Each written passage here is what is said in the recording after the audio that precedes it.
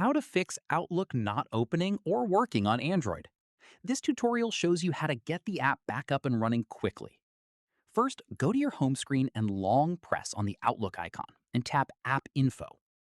After that, tap Force Stop and confirm to shut down any frozen background processes. From there, tap on Storage and then tap Clear Cache to clear out any corrupted data causing the app to not open. At this point, go back to App Info and tap on Battery and set it to Unrestricted so the app isn't being blocked from running properly. In the next step, open the Play Store and search for Outlook. Tap Update if one is available, since an outdated version is often the main cause of apps refusing to open. Following this, once updated, try opening Outlook again, and it should launch without any issues. Finally, if it's still not opening, press and hold the power button until the power menu appears and tap Restart to reboot your device and try again. And that's it.